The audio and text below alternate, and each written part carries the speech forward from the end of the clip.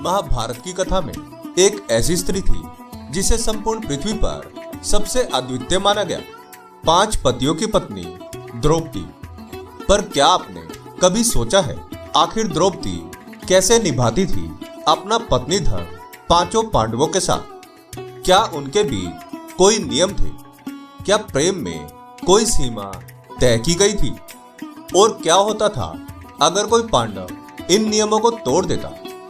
आज हम बताएंगे वो रहस्य जो बताता है कि द्रौपदी और पांडवों के बीच रिश्ते कितने अनुशासन और आदर्शों पर आधारित थे, जहां प्रेम भी था, मर्यादा भी थी और सबसे बढ़कर धर्म का पालन।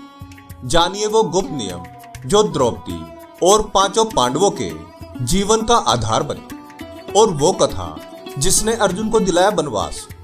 तो चलिए शुरू करते हैं महाभारत की उस अनसुनी कथा को, जहां प्रेम, त्याग और धर्म सब एक साथ चलते हैं। यदि आपने अभी तक हमारे चैनल को सब्सक्राइब नहीं किया तो जल्दी से कर लें और वीडियो को लाइक करना ना भूलें। तो आइए शुरू करते हैं आज का यह वीडियो। द्रौपदी महाभारत के मुख्य पात्रों में से एक थी, जिसके अपमान के कारण संपूर्ण कौरव वंश समाप्त हो गया। इस युद्ध में लाखों की संख्या में सैनिक व योद्धाओं की मृत्यु हुई, जिसका कारण लोग द्रौपदी को मानते हैं। द्रौपदी हमारे भारतीय इतिहास की वह पहली महिला थी जिसके 5 पति थे। वह 5 पुरुषों के साथ रमण करती थी। लेकिन आप में से बहुत से लोगों के मन में यह प्रश्न जरूर आया होगा कि 5 पति होने के कारण द्रौपदी उनके साथ संभोग कैसे करती थी? क्या उनके द्वारा इसके लिए कुछ नियम बनाए गए थे? और यदि नियम बनाए गए थे तो क्या थे वह नियम?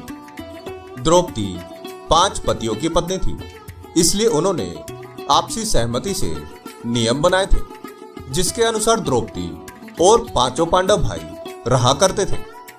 इन नियमों के अनुसार ही द्रौपदी किसी भी पांडव पति के साथ प्रेम संबंध निभाती थी। एक समय अवधि में एक ही पति के साथ शारीरिक संबंध। द्रौपदी व पांडवों ने एक नियम बनाया था, जिसके अनुसार एक निश्चित समय तक केवल एक ही पांडव के साथ द्रौपदी अपना पति धर्म निभा सकती है।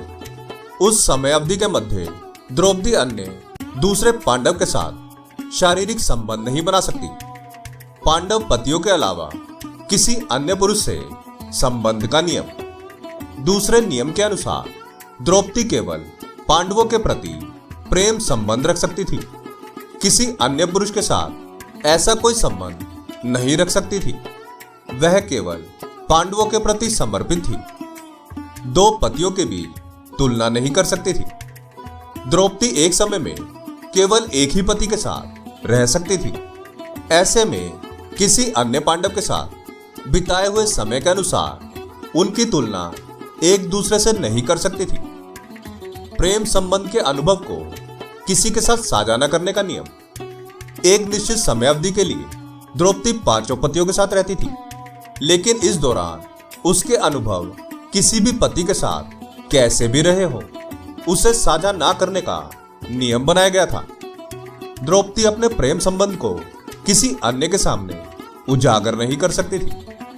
माना जाता है कि द्रौपदी की उत्पत्ति से पहले उसके पिता ने यज्ञ देवता से उसके लिए ऐसे वर का वरदान मांगा जिनमें 5 गुण होने चाहिए, परंतु सृष्टि में ऐसा कोई भी पुरुष मौजूद नहीं था। जबकि 5 पांडवों में वह गुण अलग अलग विद्यमान थे, जिसके कारण नियति ने एक मोड़ लिया और उसका विवाह उनके साथ हुआ। तब यज्ञ देवता वह भी ये जानते थे कि उसे अपने 5 पतियों के साथ पत्नी धर्म निभाने में समस्या होगी, इसलिए उन्होंने द्रौपदी को यह वरदान भी दिया कि वह प्रतिदिन कन्या भाव यानी कौमार्य को प्राप्त कर लेगी। इसलिए द्रौपदी अपने 5 पतियों को कन्या भाव में ही प्राप्त हुई थी। हालांकि कहा जाता है कि संतान को जन्म देने के लिए भगवान श्री कृष्ण ने उसे यह सुझाव दिया कि हर साल वह पांडवों में से किसी एक के साथ ही समय व्यतीत करे। साथ ही जिस समय वह अपने कक्ष में किसी एक पांडव के साथ हो तो उनके कक्ष में कोई और पांडव प्रवेश न करे।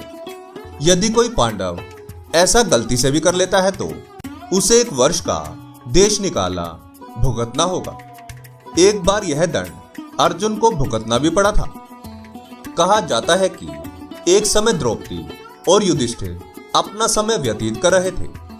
तभी अर्जुन को एक ब्राह्मण की रक्षा करने का उत्तरदायित्व मिला, परंतु अपनी समय अवधि में अर्जुन अपने बाण द्रौपदी के कक्ष में भूल गए। जब ब्राह्मण की रक्षा के लिए उन्होंने अपने शस्त्र उठाए तो उनको याद आया कि उनके बाण तो द्रौपदी के कक्ष में है। क्षत्रिय धर्म का पालन करने के लिए अर्जुन द्रौपदी के कक्ष में प्रवेश कर गए, जिसके कारण उन्हें दंड स्वरूप 1 साल का वनवास मिला।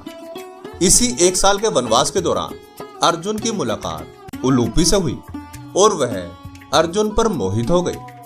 ऐसे में वह उन्हें खींचकर अपने नागलोक में ले गई और उसके अनुरोध करने पर अर्जुन को उससे विवाह करना पड़ा। कहते हैं कि दोनों 1 वर्ष तक साथ रहे।